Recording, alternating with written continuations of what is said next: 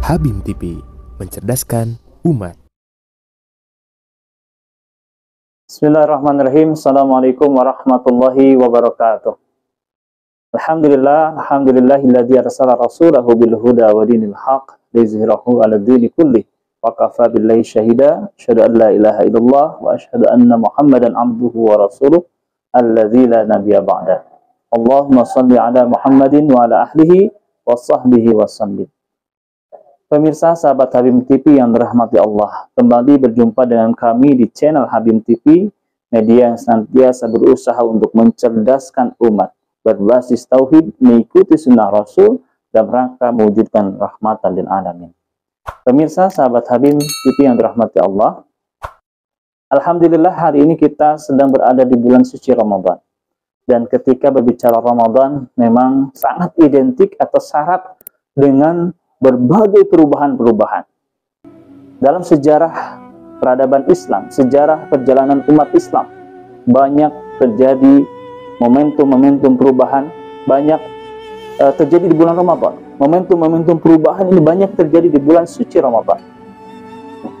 Dan tentu juga barangkali kita umat Islam, ketika memasuki bulan suci Ramadan, banyak terjadi perubahan-perubahan di dalam diri kita, terutama kepada hal yang bersifat ritualitas, ibadah kita. Ini banyak terjadi perubahan-perubahan. Barangkali kita yang selama ini atau di luar bulan Ramadan, kita jarang atau bahkan sama sekali barangkali tidak pernah melakukan qiyamul lail, tahajud, tapi di bulan Ramadan kemudian kita menjalankan qiyamul Ramadan, qiyamul lail atau qiyamul Ramadan.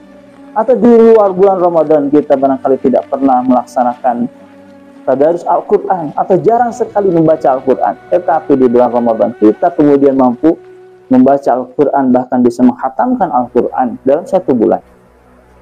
Dan banyak perubahan-perubahan yang lain mungkin yang terjadi, baik penampilan, kebiasaan, dan lain sebagainya. Namun sayang, sahabat Habim TV yang rahmati Allah, kadangkala perubahan ini hanya terjadi di bulan suci Ramadan. Tidak bertahan perubahan itu. Sehingga selepas Ramadan, kembali lagi kepada kebiasaan-kebiasaan lamanya. Tidak lagi kemudian melaksanakan ritual-ritual ibadah yang biasa dilakukan di bulan suci Ramadan. Sahabat Habim TV yang dirahmati Allah, lalu apa yang salah? Kenapa bisa terjadi seperti itu? Ini boleh jadi karena ada landasan, ada akad yang tidak kokoh. Sebagaimana Allah sampaikan dalam surat Ibrahim ayat ke-24 sampai 26. Ketika Allah memperumpamakan kalimah thayyibah, Allah perumpamakan seperti syajarah thayyibah, seperti pohon yang baik. Maka seperti apa pohon yang baik itu? Kata Allah, asluha sabit, akarnya menghujam ke bumi. Kemudian dahan rantingnya menjulang tinggi ke langit. Tu'ti ukulaha kulla hinin bi'idzni rabbiha. Sehingga apa? Buahnya dihasilkan setiap saat, bukan musiman. Sehingga ketika akarnya kokoh, maka buahnya pun akan hadir setiap saat, tidak musiman. Tidak hanya bulan Ramadan saja kalau berbicara amal, ibadah. Sehingga sahabat Habib yang rahmati Allah, apa yang kemudian harus, perubahan itu harus bagaimana supaya akhirnya mampu mengantarkan kepada perubahan yang mengkarakter, menjadi kebiasaan kita. Gitu ya. Maka yang harus diawali tadi, membangun landasan. Diawali dari proses pembangunan landasan, yakni keimanan kita. Yang dengan keimanan, pembangunan keimanan ini, maka akan harus melahirkan perubahan. Yang perubahan yang paling mendasar, yang paling fundamental adalah perubahan cara berpikir. Harus diawali dari perubahan berpikir. Sebagaimana pepatah juga menyampaikan, ada sebuah pepatah bijak menyampaikan, semailah pikiranmu, maka engkau akan menuai perkataan. Semailah perkataan, maka engkau akan menuai perbuatan. Semailah perbuatan, maka engkau akan menuai kebiasaan. Semailah kebiasaan, maka engkau akan menuai karakter. Dan semailah karakter, maka engkau akan menuai nasib. Sahabat Habim TV yang rahmat Allah, ini pepatah ini menggambarkan kepada kita bahwa sebuah diawali dari sebuah pola pikir, paradigma berpikir, maka ini akan bisa berujung menjadi sebuah karakter. Artinya ketika kita ingin melakukan sebuah perubahan yang menjadi karakter, menjadi sebuah karakter secara skop individu, dan kemudian menjadi peradaban dalam skop yang lebih luas lagi masyarakat, maka harus diawali dari perubahan berpikir kita. Cara berpikir kita yang harus berubah. Dan ini telah terjadi pada perjalanan sejarah Rasulullah SAW.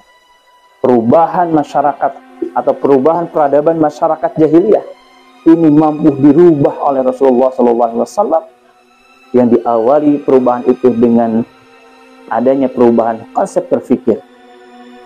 Yang kita pahami, perubahan peradaban itu diawali dengan turunnya Al-Quran, turunnya wahyu yang pertama yang Allah sampaikan dalam surat Al-Alaq ayat 1-5.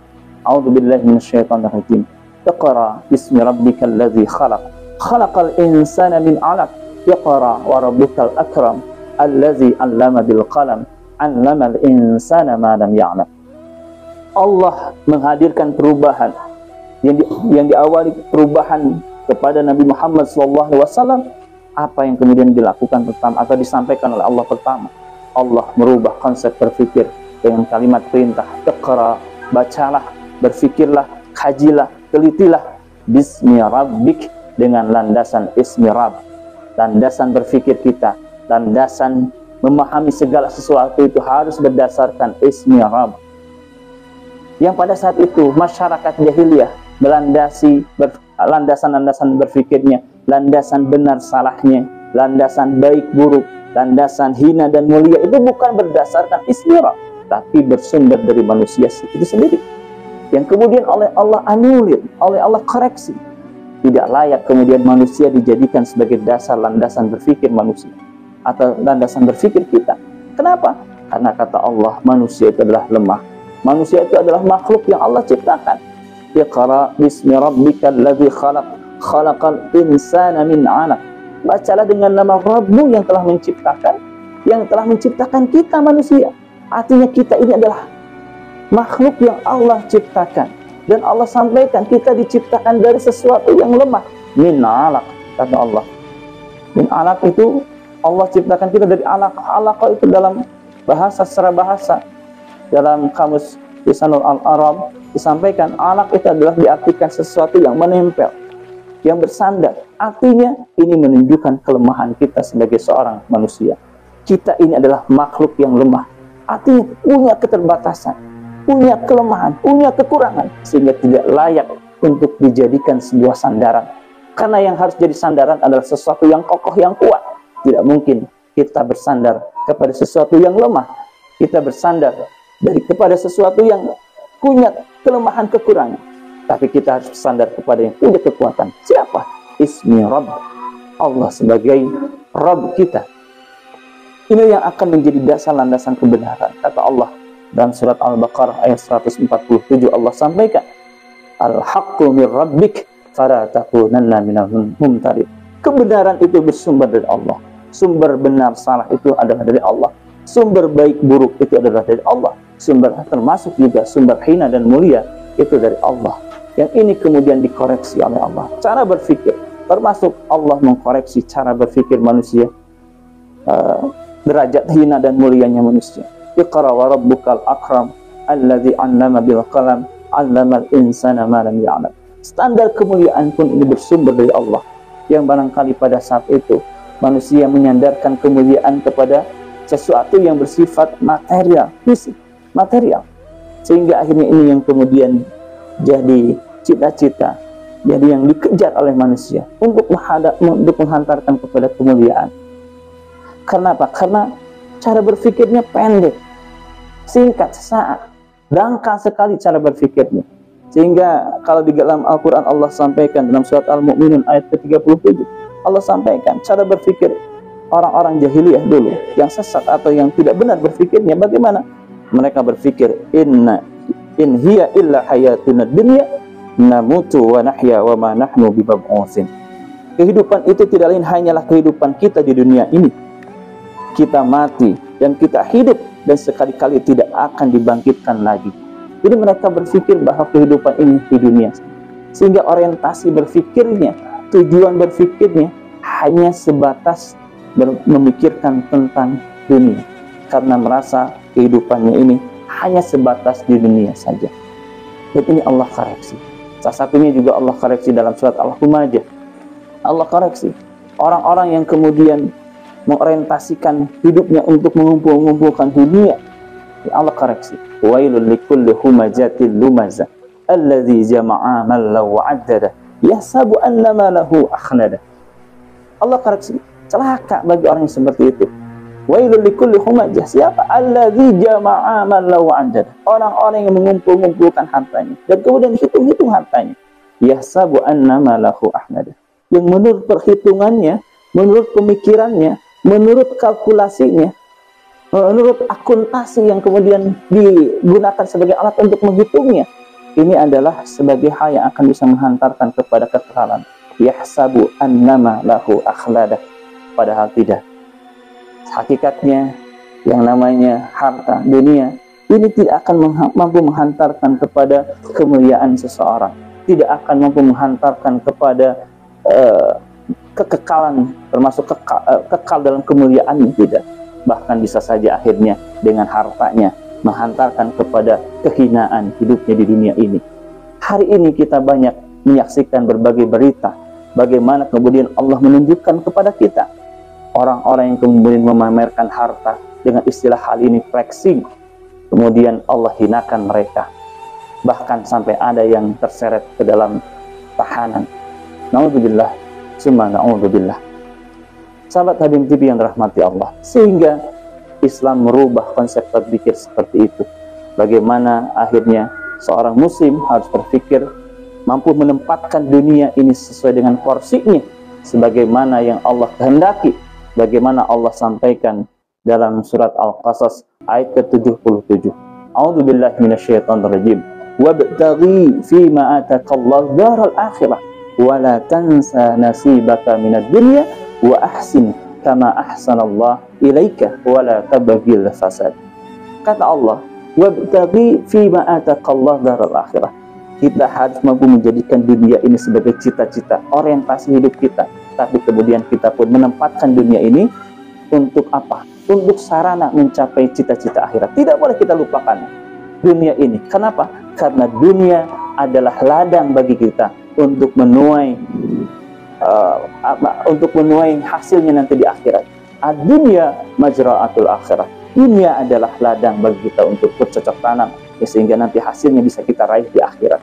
Maka jadikanlah dunia ini sebagai sarana, sebagai fasilitas untuk kita sampai kepada cita-cita kebahagiaan akhirat, kemuliaan nanti di akhirat.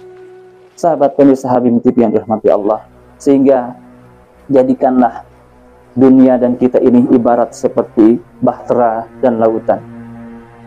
Jadikanlah lautan ini, dunia ini sebagai sarana saja, sebagai fasilitas saja yang akan menghantarkan bahtera kepada pulau harapan, pulau yang penuh dengan keindahan.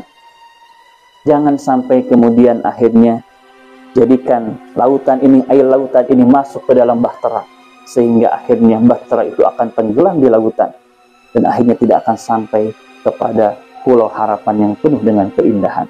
Jadikan dunia ini sebagai sarana fasilitas. Jangan sampai dunia ini merasuki dalam hati kita sehingga menjadi orientasi dan cita-cita hidup kita, sehingga akhirnya kita tenggelam di dunia ini dan kita tidak sampai kepada tujuan akhirat yang penuh dengan kebahagiaan, yakni di surga kelak.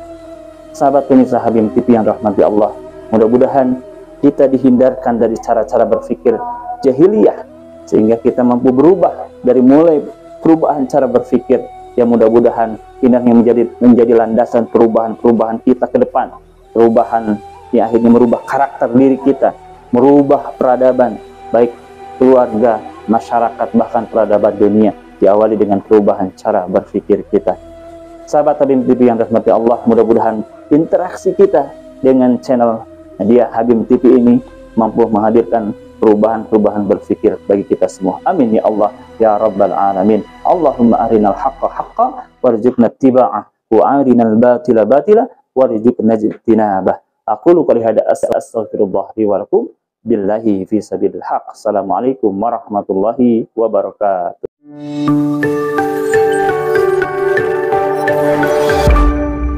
Habib TV, mencerdaskan umat.